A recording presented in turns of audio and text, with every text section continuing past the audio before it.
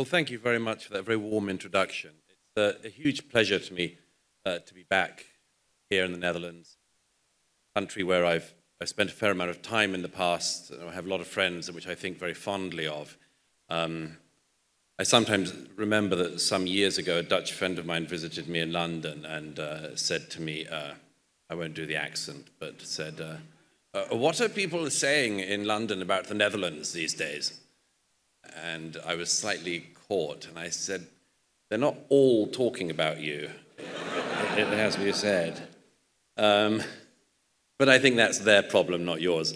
There's a good reason to focus on this country. I think it's a fascinating and important country with a rich history and a rich, potentially very rich future as well. Like all of us, it depends on you getting things right. But I wanted to talk tonight about the subject of anti-Semitism. And let me start with relatively recent events. After the nature of the October the 7th attacks became clear, I said that there are some times in your life when a flare goes up and you can see everybody exactly where they are. Everyone is caught exactly where they're standing. I thought that in part because I was in New York on the 7th, and the next day, the 8th, there was a protest immediately planned in Times Square. It wasn't a protest in support of the Israelis who had already been massacred. It wasn't even a protest against war. It was a protest in favor of the ongoing massacres, where people were waving banners, celebrating atrocities which were still going on. And I thought then, well, I have to go to Israel as soon as I can in order to see this for myself, because it was my belief then, as it is now, that not only was this a moment when you would see everyone where they were, but that several things would happen. One was what I described as Holocaust denial in real time, where even as the atrocities were still going on, people were saying they hadn't happened, or that the Israelis had carried them out. There was a huge debate in the early weeks about whether or not the Israelis should release the footage that Hamas filmed themselves. And by the way, you've got to have a particularly perverted mind to believe that the Israelis made Hamas take the GoPro footage of the thing. The striking thing about all of the footage from the 7th, from the Hamas terrorists, is that they were wildly proud of their achievements. Wildly proud. And also wildly gleeful, which is a sort of new level of evil in a way. Many people have done many evil things in history, but very few are actively proud of them in this way. Some of you may have heard the intercepted conversation of one of the terrorists calling his mother in Gaza and saying, I'm calling you on a Jew's phone. I've killed 10 Jews with my own hands. Pass father on to the phone. Pass all the family on. I want to tell them all. Your son has killed all these people with his own hands. When I arrived in Israel and started to speak not just to the survivors, spend time with the families of the hostages, but also go around the sites of all the massacres in the communities in the south, villages, kibbutz of Be'eri and near Oz, and the site of the festival, the dance festival, where all these hundreds of beautiful young people were just dancing in the early morning when true evil arrived in their midst. When I went around this, I always had a disconnect, because as I heard all these stories firsthand and was shown the footage of people's own footage of the day, partygoers who had recorded a little bit of their escape or their friend's death, all the time I looked back home to New York, to London, to Europe, And everywhere, the sympathy had gone the other way. And I thought that was extraordinary. I sort of expected it all my life. Whenever Israel has done anything, world response goes up and up and up, whatever the size of the Israeli action. I first heard the accusation the Israelis were committing genocide in Gaza in 2008, so I'm a little jaded with that accusation. It would also, of course, make it the only genocide in history in which the population doubled, but let's put that aside for a second.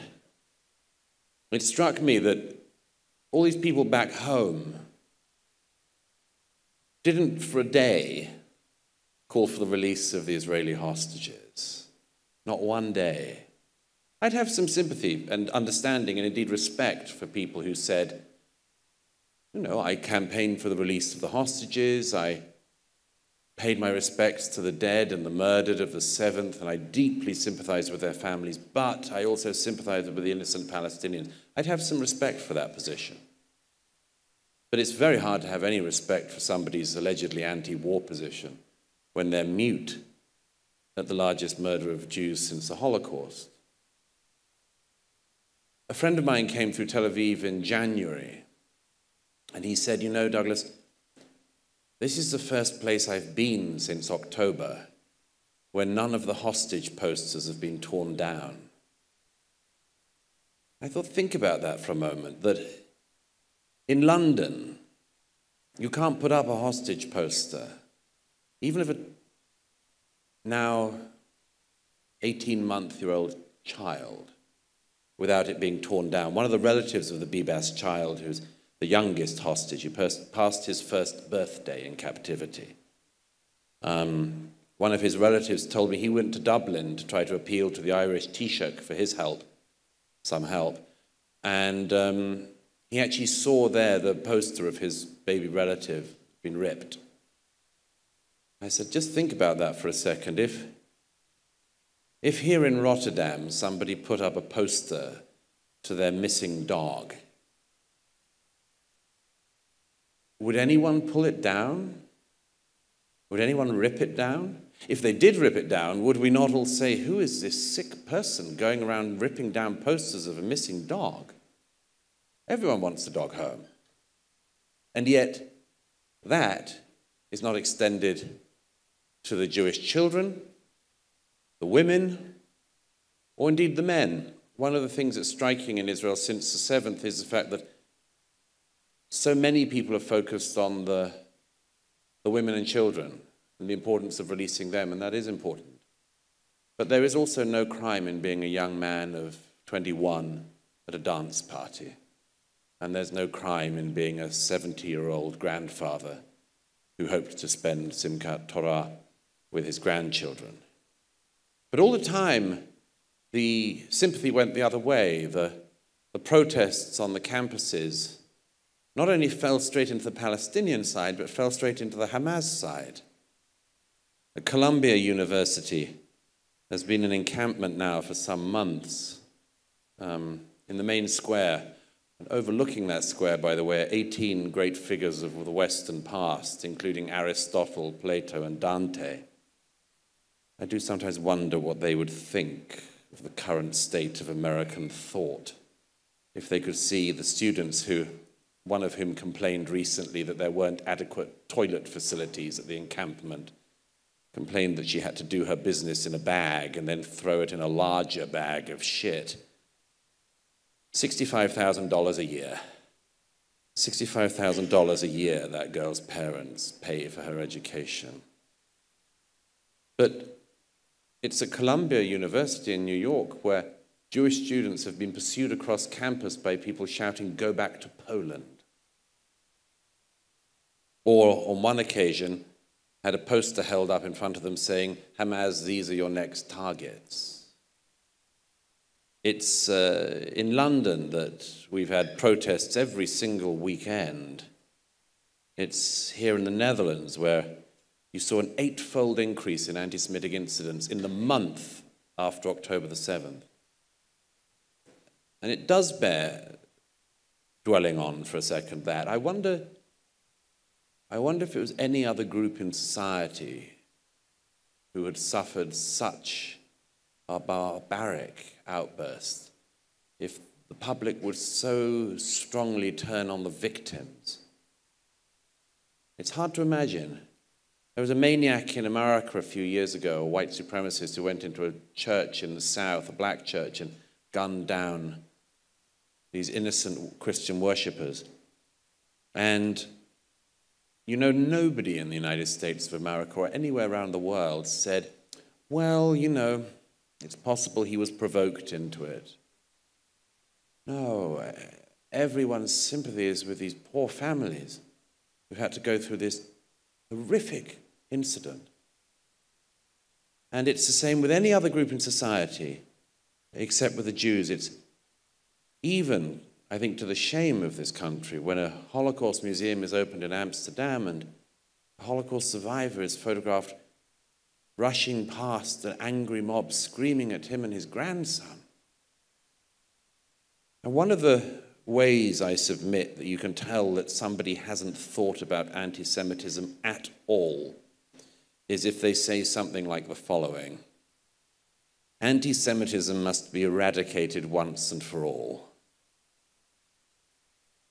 The former Labour leader, Jeremy Corbyn, occasionally used to say this. He is an anti-Semite. But he used to occasionally say, that's why anti-Semitism, racism, and all other forms of hate must be eradicated once and for all. And I used to say, that shows you've never thought about the matter.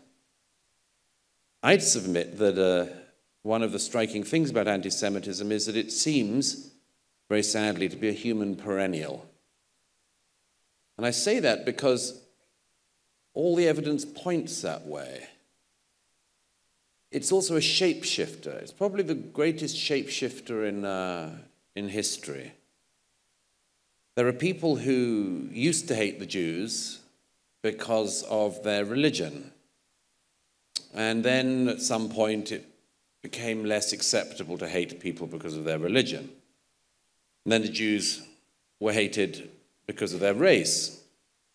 And then at some point in the 20th century it became not so good to hate people because of their race.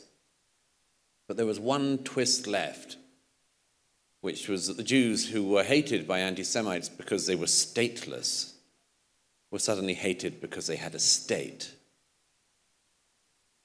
It's one of the insights of a number of writers that the Jews get hated for absolutely every reason. It's an unbelievable fact.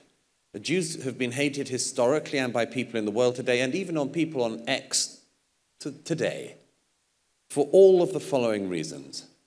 They have been hated because they've been poor, and they've been hated because they've been rich. They've been hated because they have not integrated into society, and they get hated for integrating into the society. They get hated for, as I say, being rootless cosmopolitans, and then for being Zionists who dare to have a state and not be rootless.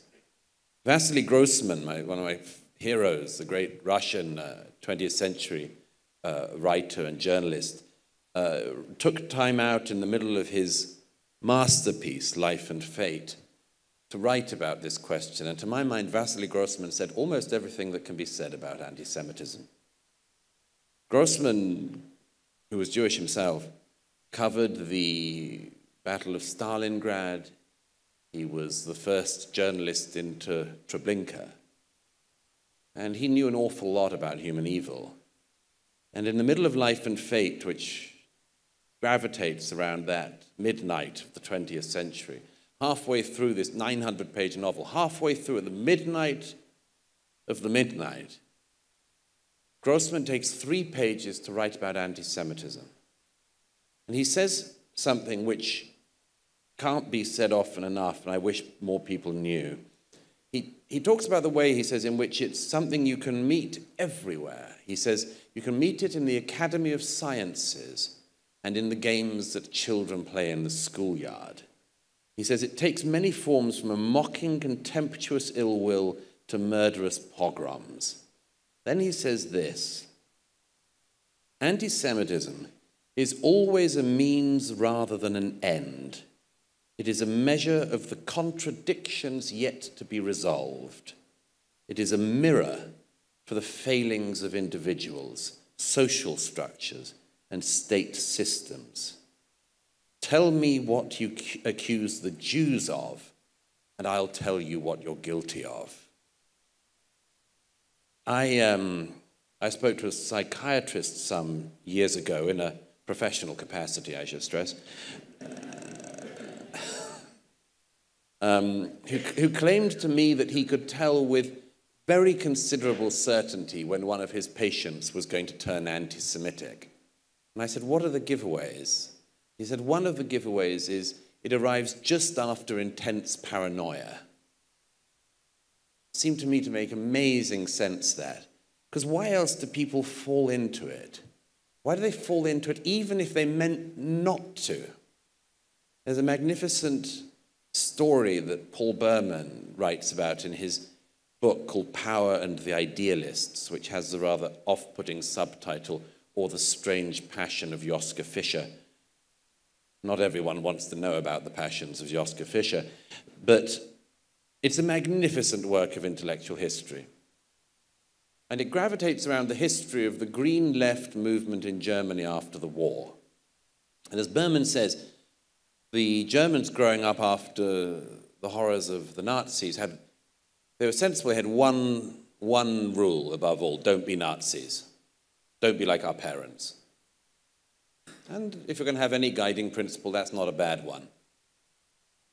But Berman shows how this generation, some of whom were flatmates of the future German foreign minister, in the 1950s were still holding to this light. Don't be Nazis. Don't do what our parents did.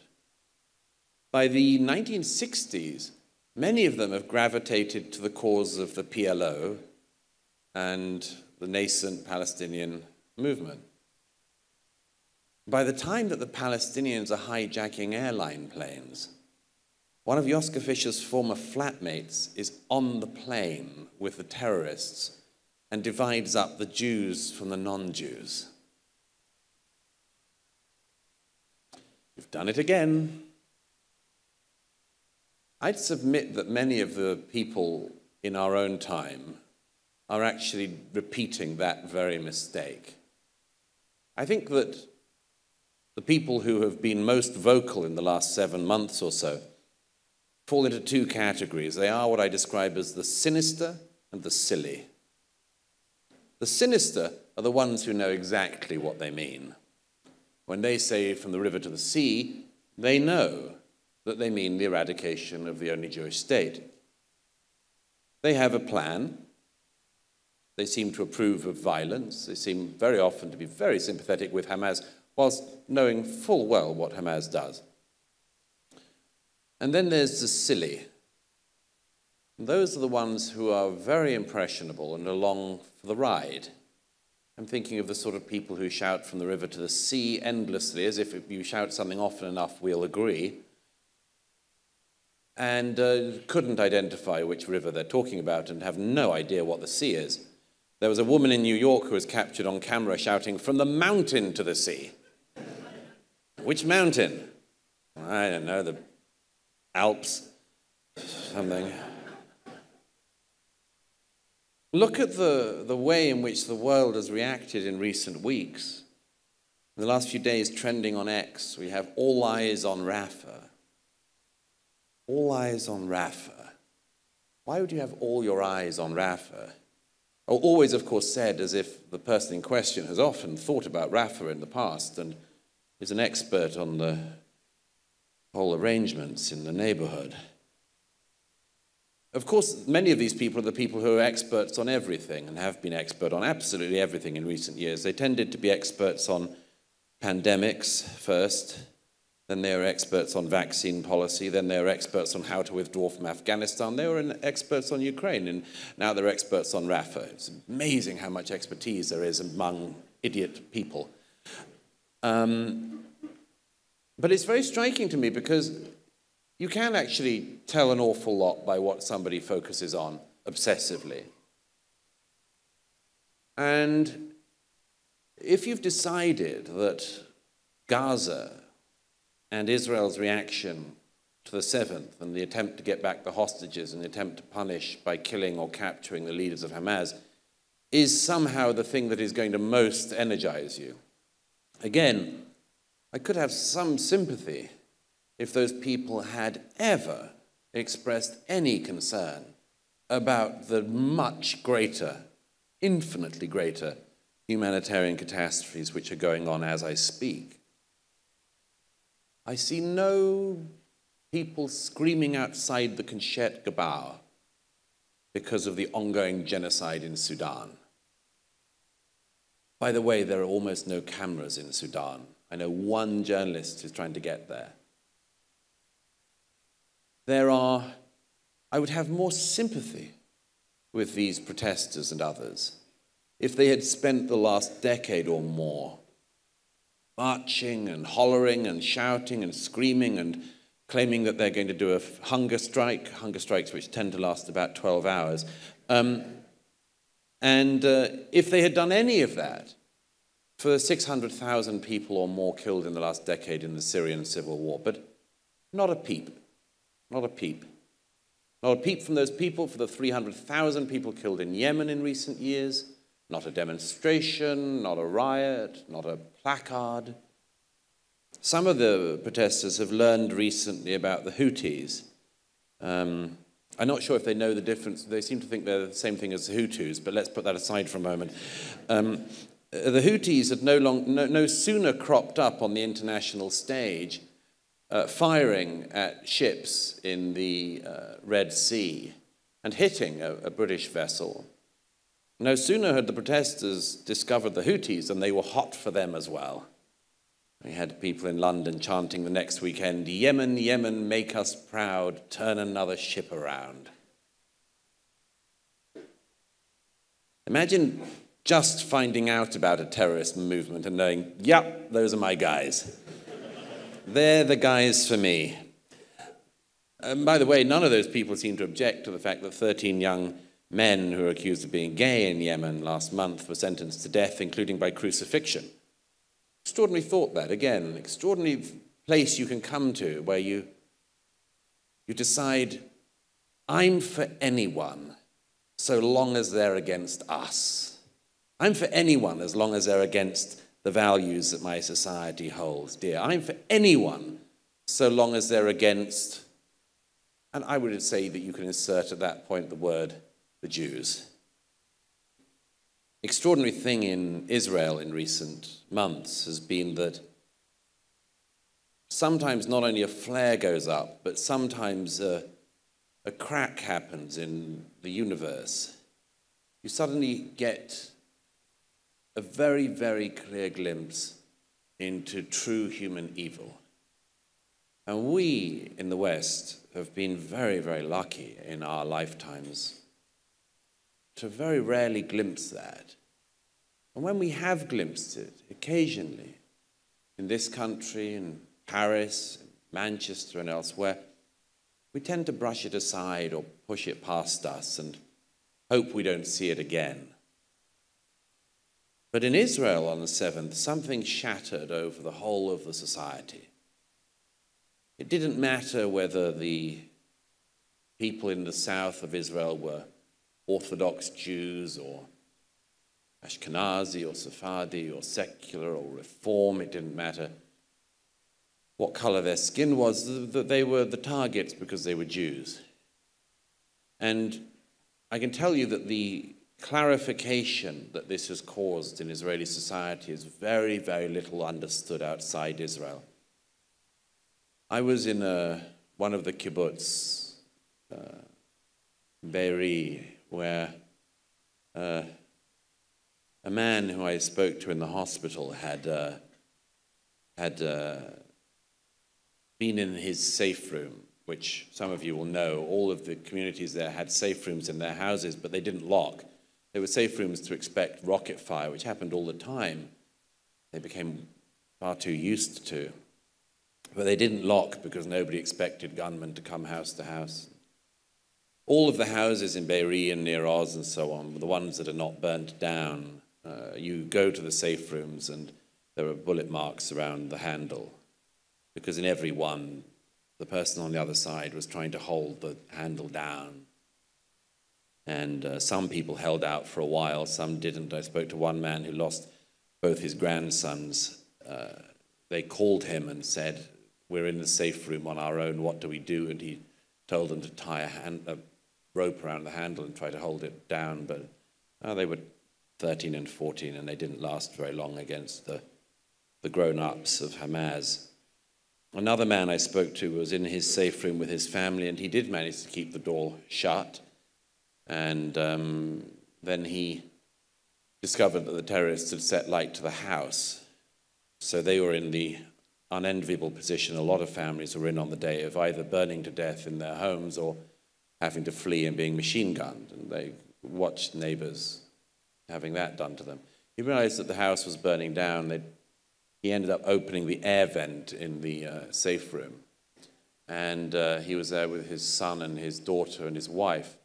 And the terrorists threw a grenade in and killed his wife. And then a gun came through and shot his son in both sides of his chest, and he bled out in front of his sister and father. And his father, who lost his legs in this, I spoke to in the hospital, and he said, "You know, Douglas, I was a leftist all my life." Now, this isn't to make a political point, but it's to say many of these people in the communities that were most affected were people who did everything they could in their lives to live in peace with their Palestinian neighbors. They had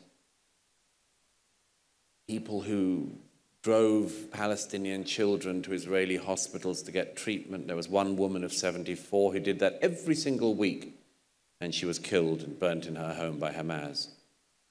There were people who employed Palestinian workers from Gaza because they desperately dreamed of the day when they could live in peace with their Palestinian neighbors, only to find that when the terrorists came to their communities, these people they thought were their friends in many cases had given to Hamas the complete maps of where to go and when in the communities. About 20 kilometers from the Gaza border, there's a town called Ofakim. It became quite famous because of a woman called Raquel, who is a rather remarkable woman in her 70s, and the Hamas came to her house and sought sanctuary, and she fed them and talked to them in Arabic and sort of treated them like a Jewish mother, and sort of, it's very strange. And sometime at the very end of the day, she managed to get out of her house, and there was a massive firefight, and she walked out into the street and met a policeman who said, "We know there are 14 terrorists who've come into our community, but we've only found 13. She said, "Oh yes, there's one in my cupboard." But in Ofakim, one of the survivors showed me, who was a member of the Knesset, a member of parliament, showed me the map of one of the terrorists got from the body, and it showed his house on the map. The people his community had been employing in order to live in peace had given the intelligence to Hamas, and on the map, because they knew it was a holy day, they had the first target was his house, and then the next targets were the kindergartens and the synagogues. It really does take something to regard the people who dreamed these dreams of peace as the victimizers and Hamas as somehow the victims. But yet that seems to be where much of the world has landed. It's decided, among other things, because the only acceptable form of anti-Semitism today is anti-Zionism. Some people occasionally forget to say anti-Zionism and say Jews, but many people have kept disciplined on this one. Many people seem to claim that Israel, in response to a massacre like the 7th, should either do nothing or should act on the advice of a few online Twitter warriors. It's a very curious thing, this. I've been to Gaza quite a lot in recent months, and if you see the IDF in action, it's a form of discipline in an army I've never seen in any other war. They know, every single young man and woman in Gaza knows their terms of operation, and much of this is house-to-house fighting of an unbelievably difficult kind. 1 in every 2 houses in Gaza as a whole has arms dumps of some kind. Some months ago, I spoke to a commander in the Gaza whose job it was to try to locate tunnel entrances as well as arms dumps. And he said, we now no longer, if we enter a house, we now no longer look for the tunnels or the munitions in any other room other than the children's room. So we go straight to the children's room. And you turn over the cot and you'll find a rocket-propelled grenade or a tunnel entrance. And many of these tunnel entrances are booby-trapped. And Israel has lost a lot of young soldiers in precisely those circumstances. It's lost soldiers because very often, as any soldier will tell you, a group of civilians come out with their hands raised, and then from the middle of the civilians come a few Hamas gunmen.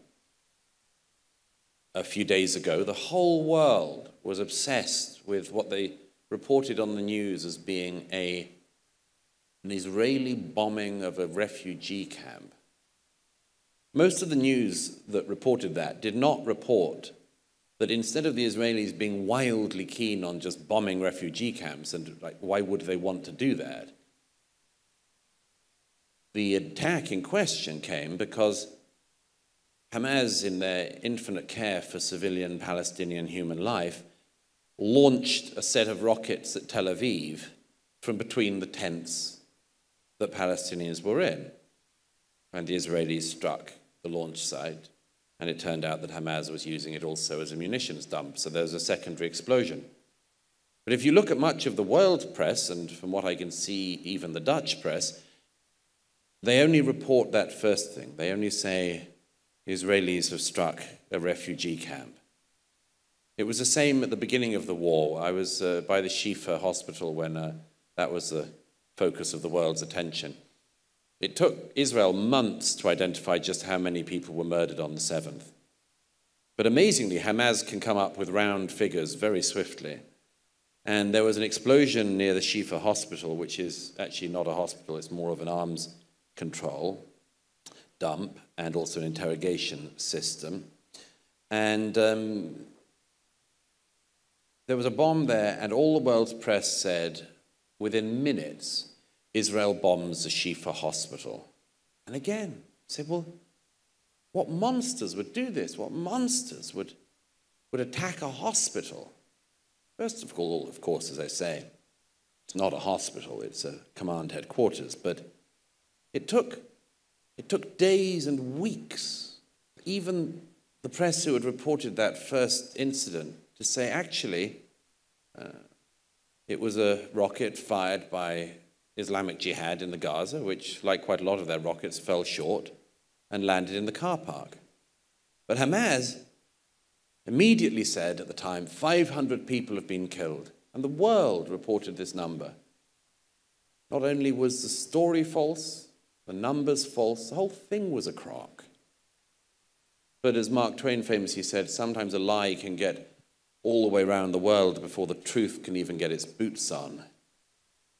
One of the reasons I think, by the way, we should mind about this is because if Israel is not allowed to fight a war of self-defense in order to recapture its stolen civilians, then down the road, neither will a country like this one or a country like mine.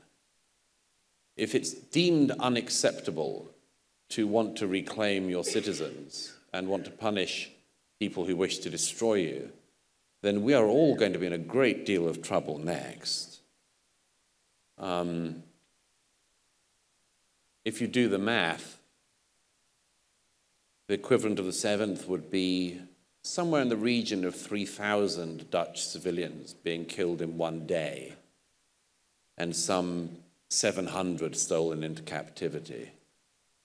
I think very highly of this country, but I would like to think that if that happened here, your country and your government would not sit back with equanimity and simply allow that not to be responded to. And if there were an organization or an entity anywhere in the world so mad as to want the destruction and murder of the entire population of this country, I would expect you to have not just the world's sympathy, but the world's support. if you decided that that was something you could not live with. And that's why I think that the ability of Israel to fight wars is also the ability of our own to fight wars. But that's not the only reason, of course, to be concerned about this subject which we're gathered here today to discuss, and I'm looking forward to questions in a second. Perhaps above all else, the reason why anti-Semitism is an issue that needs to be discussed and thought about is because, of course, as all historians know, it is the most reliable precursor, the most reliable guide. If anti-Semitism flares up in a society and is tolerated, and Jews can't go safely down the streets of cities like this one, it is the sign that the society is in decay and that everybody else will be next. The curse of the Jewish people is to be the canary in this coal mine, but the world's desire to shoot the canary seems to me to be perverse, at any rate. There's a lot to unpack, and I'm looking forward to your questions the rest of this evening. So thank you.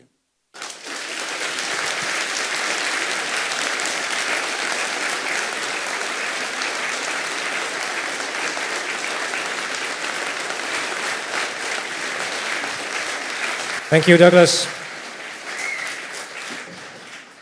We will now open up the room for some questions. Our lovely Inge-Marie will go around the crowd. I think we'll do 5 questions. And please, like in Dutch Parliament, a question is 1, maybe 2 sentences long, and always ends with a question mark. Zullen we dat met elkaar afspreken? You don't want to know, the Dutch they can talk like I can. But I'm here. Vragen? Heel veel. Zullen we bij jou beginnen? Ja? Ja.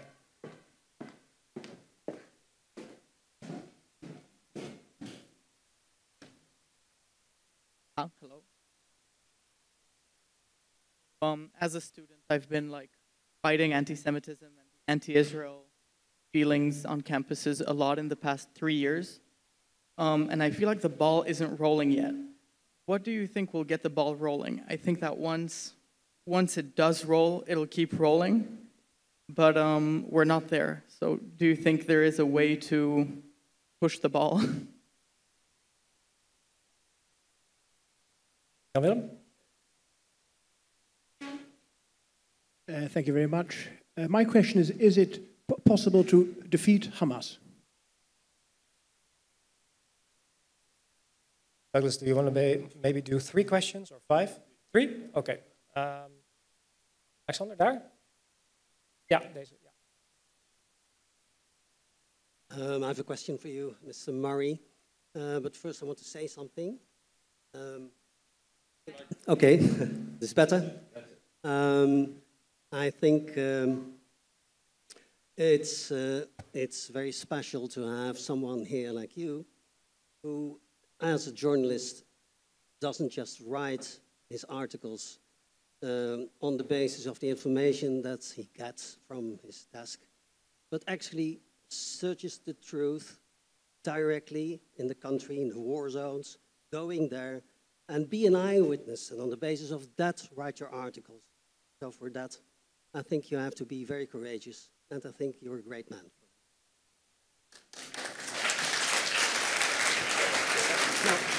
Now my question. My question is the following. I've heard you talk a lot about the phenomenon of anti-Semitism in the world. I didn't hear anything about what causes anti-Semitism, and I think you need to know the cause in order to be able to fight it. Could you say something on that? Those are very good questions. Let me take them in no particular order. First of all, is it possible to defeat Hamas? Yes. It's eminently possible, and the IDF is a long way into doing that. It is only one arm of the Iranian revolutionary government in Tehran, who also have Hezbollah on the northern border. which is another subject which the world ignores. You've got 100,000 Israeli families who can't go to their homes because of the Hezbollah rocket fire, but the world seems to be totally uninterested in these Jewish refugees. It is possible to defeat Hamas. It's extremely difficult, but the last stage is underway. The last stage is what's happening in Rafah. Some people say it's not possible because Hamas is an idea. There is something in that. But as a structure, as an organization, as a group that is financed, which is armed, trained, it's eminently possible. There are leaders of Hamas around the world, including in London. I wouldn't mind there being some foggy incidents around them, but the leadership inside Gaza is eminently possible to destroy. And when people say it's not possible, I always think, without going to the obvious comparison on our continent, think of the situation in 1945 with the Japanese. The Japanese had a truly zealous ideology and a form of idolatry in their emperor king. Most military and political analysts in 1945 believed that the Japanese would not give up, ever, because of the issue of pride, of the sheer, it's impossible to consider. When the emperor signs the document of defeat, that ideology disappeared. And today, Japan is a thriving, successful, magnificent, rich country. So it's eminently possible.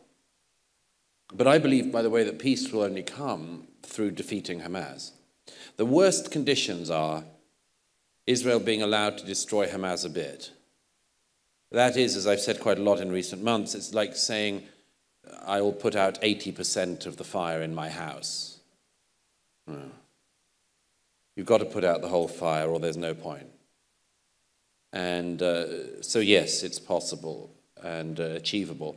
Getting the ball rolling on anti-Semitism, I think, was the question asked. You mean getting the ball rolling of opposition to the zealots, as it were? Yes. Well, first of all, I salute you and keep up the good work. It might sometimes feel lonely out there, but my own experience of any time you're doing something right but lonely is that you discover two great things on your side. The first is you make the best enemies, and the second thing is you make the best friends. So don't give up. In terms of getting the ball rolling, I would definitely divide your time adequately. Don't deal with the people who are, full-on Hamas. They're kind of unlikely to be persuaded at this time. But there are obviously a very, very large number of your contemporaries who are just very, very misguided. Now, they've been taught into that position, but that means they can be taught out of it. I have a sometimes forgiving spirit, which suggests that certainly if you're about the age of 20, you should be allowed to be stupid for a while, If you're 30 and you're still stupid, we've got a problem, Houston. But speak to the people who you think can be, and also, of course, a great thing is they operate by shame. And shame can be applied back to them. As for the gentleman there, thank you for your kind words. I do take the rather unfashionable position of a journalist in actually going to the places I'm writing about. But you asked the source. I mean, when I described anti-Semitism as a shapeshifter, I tried to explain the fact that in a way the source is so amorphous, it's very hard to pin down. If I had one thing that I would tie it down to very, very often, it's envy. Shirk wrote a great book about this in the 20th century, but envy is an extraordinarily deep human emotion, and again, ineradicable. think of all of the anti-Semites across Europe in the past. So often it was envy. Envy that the Jews had the money, for instance. Envy of the idea that Jews had some access in society. Imagine what it's like for anyone in a country neighboring Israel. There are dozens and dozens of countries in the region which have Muslim Islamic governments of some kind. Most of them are run by sort of crime syndicate families, and they take all the money and the people don't get any money. You know, like if you go to a country in North Africa, as many of you will have done, you see these societies that have so much potential, and the potential is squashed out of people. You see young men hanging around the souk with nothing to do, no job prospects. And then this country emerges. It's re-established in 1948, and within one generation is this miracle.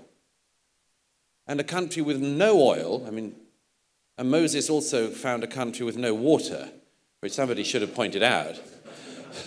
It's very annoying. It makes life a lot easier if you have water. This country with no oil and no water goes on to be this magnificent success story in the Middle East. And then it has high tech. And it has a standard of living many times higher than that of its neighbors.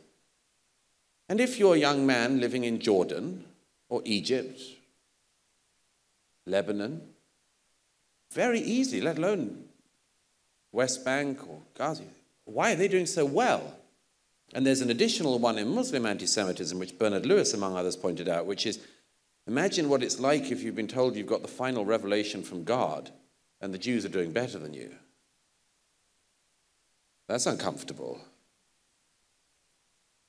So there's a lot of things it boils down to, but I would say envy is one of the deep, deep things in it. And as I said earlier from Vasily Grossman, look at all the people who are, what are they doing? These I call them the Ronin. In medieval Japan, there was a class of person known as the Ronin who, they were people who had sworn fealty to a liege lord, a samurai warrior king, and their leader had died.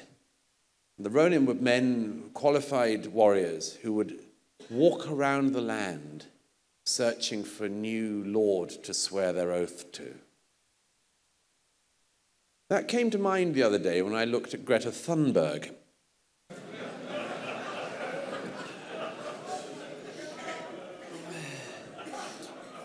She, a few years ago, she came to some prominence because something that made me understand medieval Europe a bit better is when somebody from a country in the north with blazing eyes, a child, tells you you're all going to burn. I think, wow, that makes me understand the Middle Ages a little bit better. But first of all, she was for the green thing, and now she's still with the colour green, so you've got to give her some consistency. But now it's Hamas.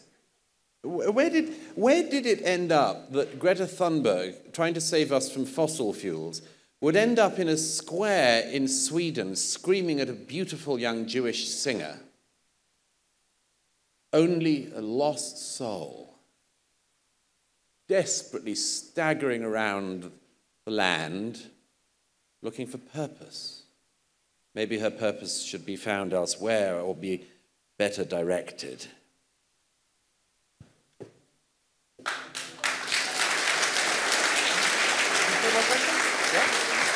Thank you, Douglas.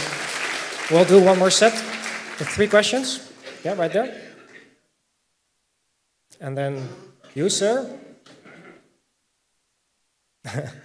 Okay, and Marcus, there. And please keep them short, guys. Keep them short. Thank you very much. My name is Marcus. I have a question. You see certain countries in Europe which are very much fanatical against Israel lately, and it comes partly from the old Catholic anti-Semitism. I'm talking about Spain, Ireland, and to a lesser extent Norway. And my question is, you have now a division in Europe between these countries fiercely supporting, basically Hamas, and other countries which are opposing this. So we have two camps in Europe. My question is, how do you think that is going to evolve in the coming time? Yeah, on there. Hey, thank you so much for being here. I really admire you, and thank you. My question is this. I want to address the big elephant in the room, the Islamic regime in Iran. I am originally from Iran. My question is this. The Islamic regime right now is the biggest sponsor of anti-Semitism and chaos across the world, while its people, contrary to most people in the region, consider themselves the friends of the Jews, the friends of the Israelis. And we have even seen protests against this regime. But the stance from the West in regards to the regime has been weak, to say the least. And the one thing that people asked during the protests were like, if you don't help us, that's fine. We'll take them down ourselves, but don't help them. But we see the opposite. We see like them standing up for the butcher of Tehran. We see them helping, finding him. So my question is, what is to be done on the side of the West, and what is to be done on our side, on the Iranian side, to get rid of this, the largest source, in my opinion, of anti-Semitism? Thank you. Okay, one more for this set.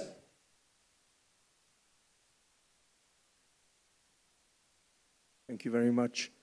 Would you agree, Mr. Murray, that the current wave of anti-Semitism is based on the fallacy that the State of Israel was founded on a nation called Palestine, which never existed as such?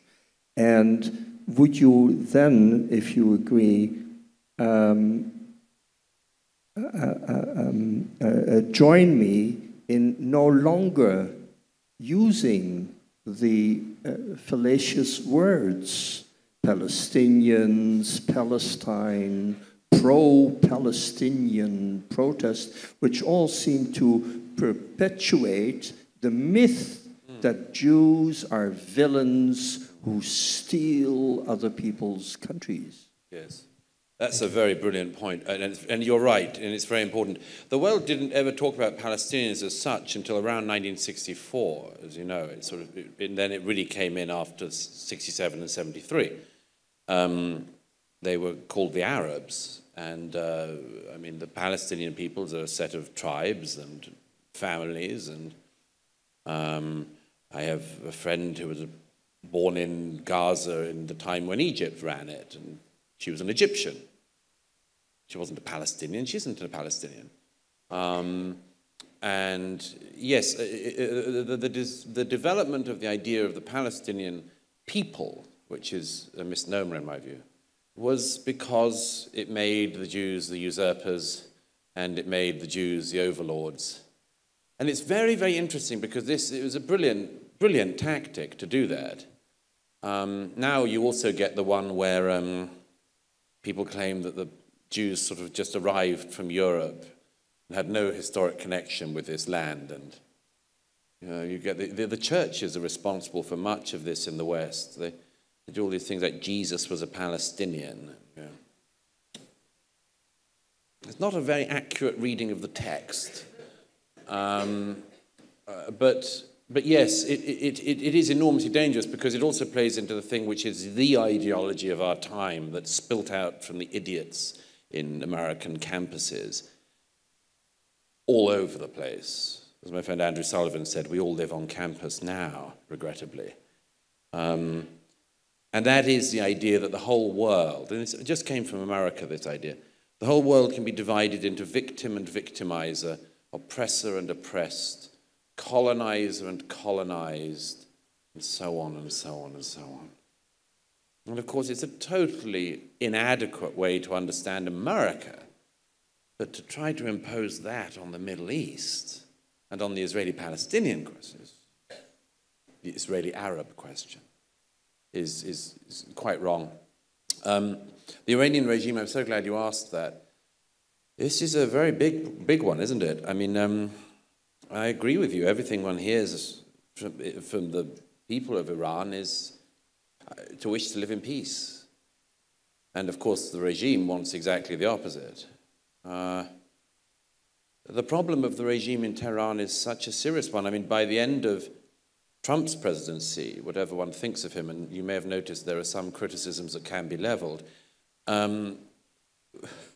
whatever you think of him, he did actually bring the mullahs to their knees financially, and that had some good consequences, and I think would encourage the people to take back their country from this vile regime. Again, I mean, it's astonishing. Just yesterday or the day before, the Supreme Leader sent out this message of thanks to American students for turning out on campus on the side of the Palestinians. I mean, if I was one of those protesters, I'm not sure if I'd retweet that. It should be regarded as embarrassing. But there's such confusion on this in the West.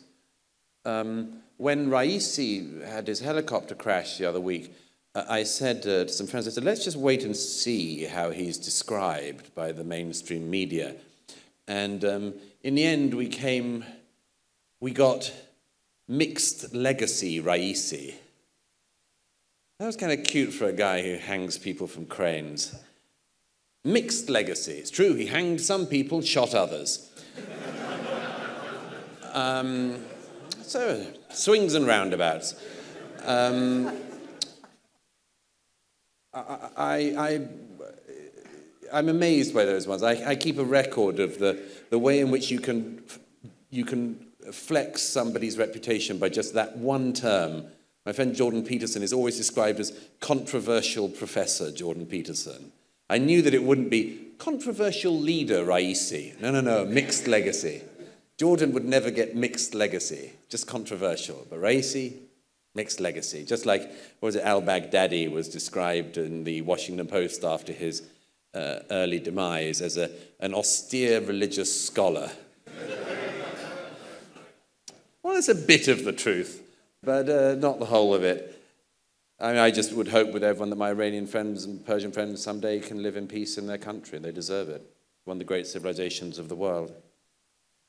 As for Spain and Ireland and so on, I refer you back to what I said earlier about the people staggering around the land looking for purpose. Ireland is a particularly fascinating one. I was saying this to somebody at dinner. Ireland, in my own lifetime, went from being a highly religious society to the most secular society in Europe, had the terrible, terrible Catholic Church abuse scandals. And in the 2000s, people just fell away from the church in Ireland at such a speed. And they sort of picked up this sort of weird woke thing from America, and that became the new faith. And they struggle for this meaning, for attachment to a cause. And some of that goes back some way. Many of the terrorists of the IRA trained with various Palestinian factions and so on. Spain is a very interesting one. I'm not sure if that is a religious explanation anymore. I mean, Spain is obviously still a very religious country in parts, but I think the left-wing deputy prime minister, who last week said from the river to the sea, I don't know if that's religious. I think that's the new cult of woke, I think, that's taken over her. I think it's that sort of weird religion of oppressor-oppressed that I was describing earlier. But what a thing to say. What a thing to say. I mean, I would have thought that if an Israeli politician said, you know, we need to make sure that the Arabs reconquer Al-Andalusi, that the Spanish government would feel kind of sore about that. So I think it's an appalling intervention by the Spanish. It'll be very interesting to see how this pans out in Europe. There's one other thing, of course, which is pandering. Pandering will be one of the things to look out for.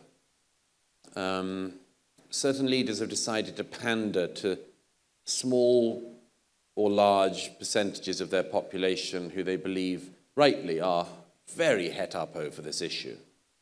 And I would just say to the people who want to go that route, you know, the the people in our own countries who support Hamas do not only support Hamas. And the ones in our own countries who deeply desire the destruction of the Jewish state do not only desire the destruction of the Jewish state.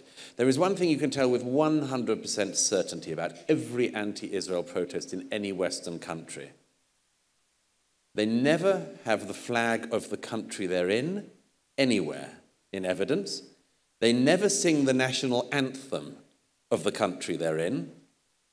They always, in fact, hate the country they're in. The protesters in America who hate Israel hate the American flag. I was speaking at a commencement address the other day, an alternative commencement address for some of the poor students of a university in America that weren't allowed their commencement because of protests. And he had fought for the American army. He'd fought in the American army in Afghanistan and Iraq. And in November, he went onto campus with the American flag and he was chased off campus.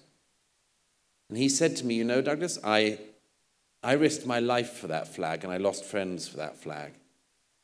And to meet people at home who believed that flag had no place here hurt more than anything.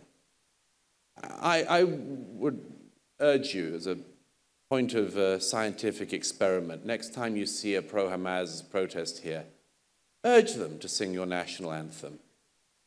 See what they say. Okay, thank you. We'll have the last three questions. The last three questions, please. Jordan? Daarna Udo. In ieder geval daar eentje. En dan kunnen we misschien nog eentje achterin pakken. Thank you, Douglas, for your courage and for your truth speaking. I have one question about the silent majority of Europe and of the West and of the students at the universities. Most of them don't go protest with all these slogans and don't agree with it. But many people lack the courage you seem to have. So what can we do in order that the silent majority gets up, rises up?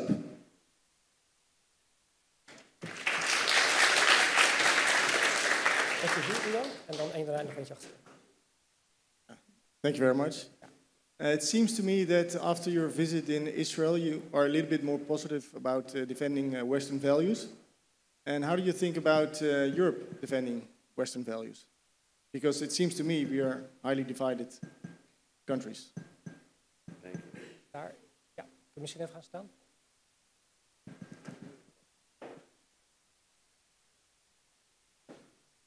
Thank you very much, Douglas, for sharing your insights and experiences from Israel.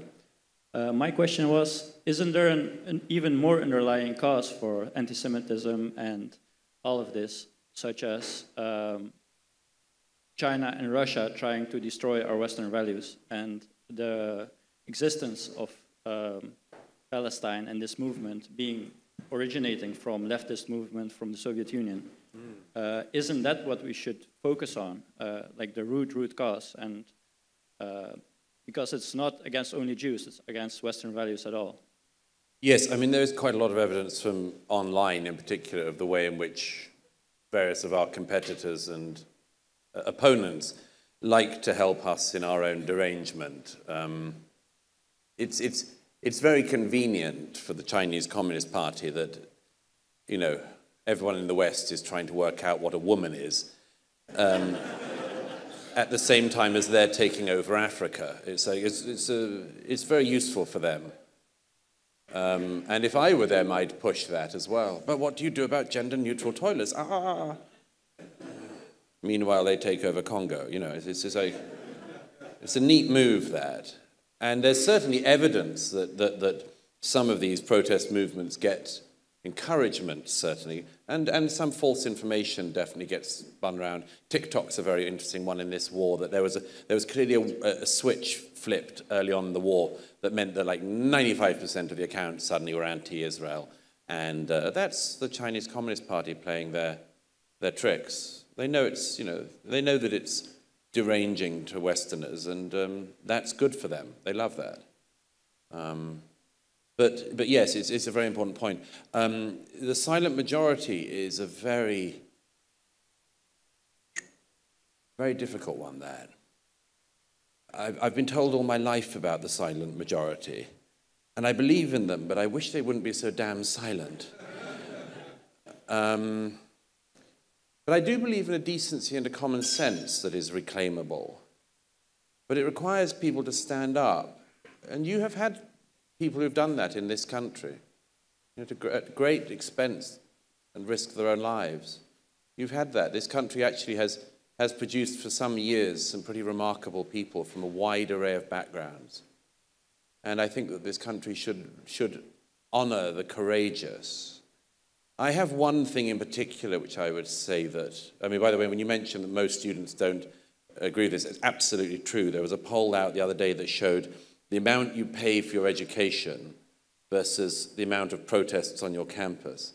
And the most elite, expensive institutions had the largest number of protests. And the ones that were sort of technical colleges, where people are actually learning something, no protests. Well, you know, I'm delighted to encourage that trend and to say, you know, if it might actually in future be for parents quite a useful guide. It would be for me if I was a parent sending a child to college. I think one of the things I would look at is, are students encouraged to waste their time shouting on campus to somebody who can't hear? And that would be one. Stop the war. Well, Benjamin Netanyahu isn't listening to students in Rotterdam. Who do you think you are? A narcissist? A bore? An ignoramus? What are you? And why have you been created?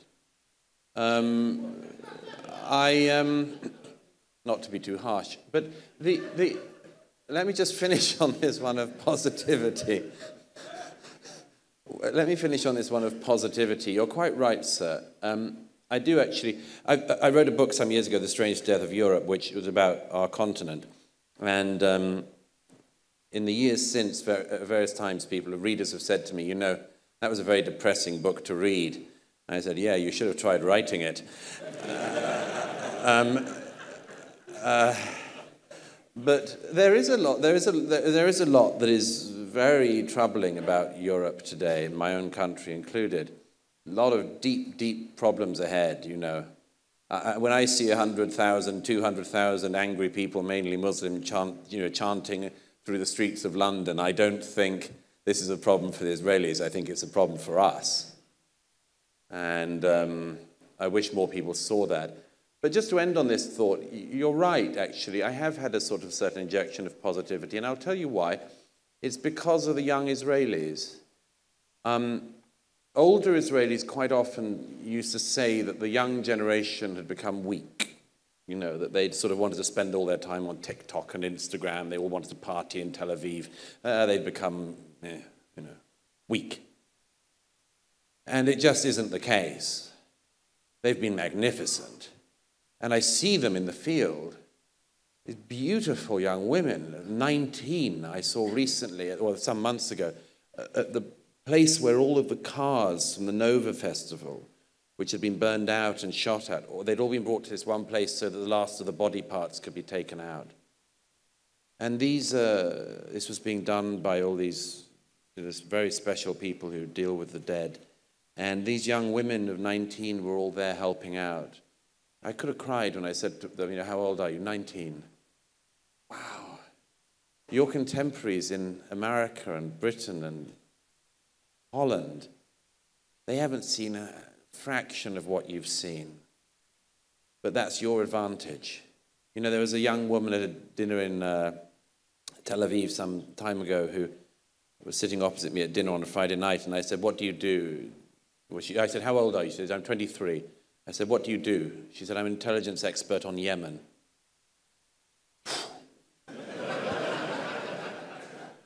She's going to be someone. She's going to know more at 24 than someone in Britain will by the time they die. But it's a demonstration of the fact that sometimes when things become serious, if you've prepared yourselves, and you've prepared your kids and your generation, then they might step up too. And you know, there's always that question. I always had it all my life. I'm sure all you did as well. You always had this question after the war, which was sort of, who would I have been? What would I have done? Could I have risen to be heroic in the way that so many people were? And it's always a question. The young generation in Israel had that question, but they've answered it. And I would just say that, you know, it's a sign to us, in my view, that if the time of trial ever came to us, we should be so lucky as to have a young generation like they do there. And we should hope they would do the same thing. Anyhow, thank you. Thank you, Douglas. Thank you very much.